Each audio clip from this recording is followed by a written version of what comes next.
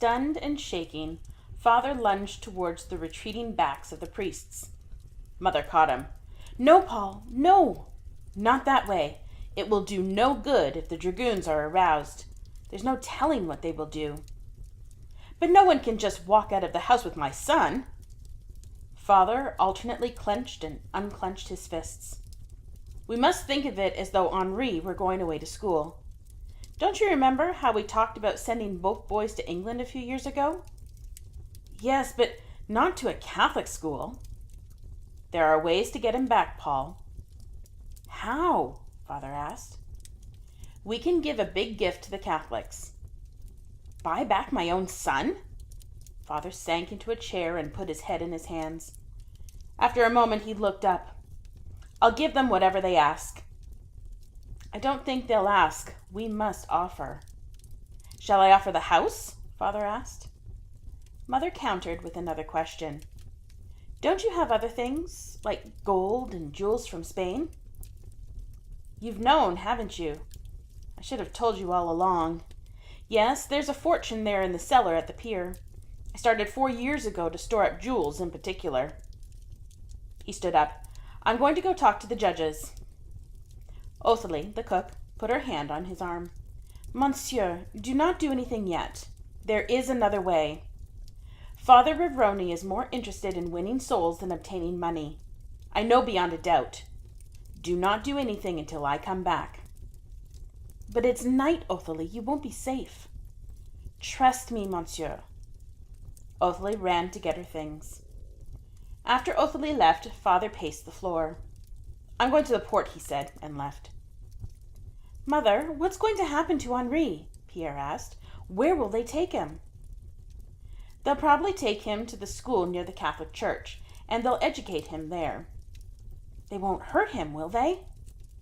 "No. I understand that the nuns are very kind, but that isn't the point. It's what they'll tell him about God. It will be so confusing. Oh, why can't people worship God as they see fit and let one another alone?" For the first time since the crisis, Mother appeared overcome. She sat in a chair near the kitchen fireplace and was silent for so long that Pierre thought she was asleep from exhaustion. As he drew near to see whether her eyes were closed, she reached out and held him close. "Mother," he said, "God is just God, isn't he? That's what Pastor Foudray always says. If people want to do the right thing, he'll help them do it, won't he?" "Yes, of course he will." Mother stood up, her usual self once more. She began to measure out cereal for breakfast. Later, she fretted about Othalie. Whatever has happened? Where can she be? Father echoed the question on his return. Later that night, someone knocked on the back door. With a look of relief, Father flung it open, but it was only the beggar. "Bread! Bread! For the love of God, bread!" The beggar glanced about the room. "Pastor Foudray and his family have fled to the woods near the estate," he said in low tones. Why, Father could only stammer. A dragoon staggered into the kitchen. "Bread! Give me bread!" The beggar droned the words. Mother cut a slice of bread and thrust it into his hands. The dragoon must have remembered that Othalie was in command of the kitchen, for when he saw where he was, he backed out of the room. "I'll help you get Henri back," the beggar whispered. "They are coming after Pierre next. They'll trap him in some way, make him admit to something they'll claim shows he wants to be a Catholic." The beggar tore strips from the bread and stuffed them one by one in his mouth. He looked at the floor all the time. "How do you know all this? Why didn't they take Pierre when they were here? Who are you?" Father put his hands on the beggar's shoulders. The beggar lifted his head in a proud gesture, his eyes flashing. Then he slumped back into his former position. "They took Henri first," he said, answering the second of Father's questions, "in order to put fear in your hearts. The fear that is the very heart of the Catholic Church." His face worked in a strange way that seemed somehow familiar to Pierre. He had seen that look on someone else. He suddenly remembered. Father Rivroni. "Can you help us?" Mother asked. "I am helping you. Get this boy out of here at once. Tomorrow may be too late." "If we could only get him to Grandpierre's," father said. "But I'm not going to leave you here alone, Matilda." "If monsieur trusts me, I myself will take the boys to the estate," the beggar replied. "Do you know where it is?" father asked. "Yes, I've been there many times." Pierre remembered something else. "Then you were the one that Claude said came the day the edict was revoked." The beggar nodded. "Shall I get ready?" Pierre asked his parents. "Do not take anything," the beggar said. "If we are questioned, it will go very, very hard. Maybe La Lanterne prison." Pierre left with the beggar after a quick hug and kiss from mother and a hard hand clasp from father. The beggar glided ahead of him without a sound. Once beyond the garden wall, the beggar stopped and waited for Pierre. "Keep me in sight. Stay far enough behind me so that if I'm attacked, you can hide. Do not try to help me. Your business is to get to your grandfather's. I've written a message for him. I think you'd better carry it." "Is it on blank paper?" "Yes." "Where'll I hide it? In my shoe?" "No," the beggar said. "That may give you a blister. Can't you hide it in one of the rosettes on your shoe?" Pierre undid the ribbon and rolled the note in it, tying it in a bow knot. The walk seemed endless. Fantasies flashed through Pierre's mind.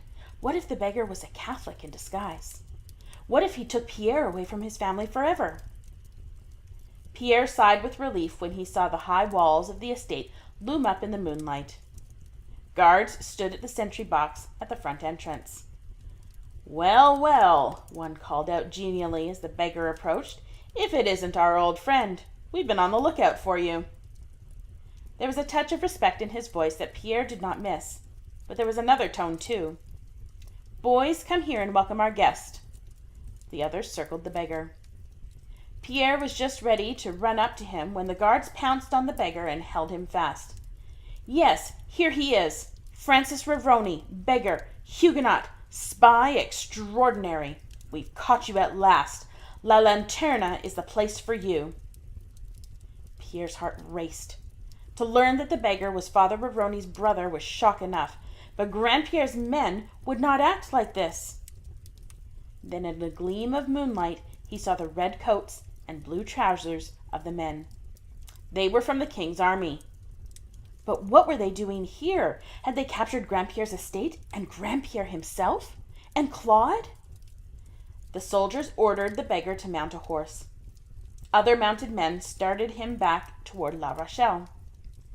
A heavy hand clamped down on Pierre's shoulder. He felt his knees sag with fright. "Who are you?" the soldier asked. "I'm Pierre Lebrun." "What are you doing here?" "I came to see Grandpierre." "And who is Grandpierre?" "He owns this place." "Oh." The soldier turned Pierre's face toward the moonlight. "Well, you look like the old man at that. High cheekbones, long chin. Where are your parents?" "In town," Pierre said. Several of the guards came to see what was going on. "Why didn't they come with you?" the soldier asked. "Monsieur, if you please, the dragonade." The soldiers laughed and slapped their thighs. "Why did you come sneaking up here in the middle of the night?" "To tell Grandpierre about the dragonade." The soldiers burst out laughing again. "He's harmless. Let him in to see his Grandpierre." "Search him first," someone suggested. "Let's see. If you're a spy like our friend the priest's brother, you would have a secret message someplace about you," the first soldier said. Pierre squirmed. Maybe he could kick off his shoe, but that would leave his feet without protection. The soldiers teased him. "Maybe it's under his lace collar." "No, in those big patch pockets. No one would think of looking in a pocket," another said, searching. "Nothing there," he said.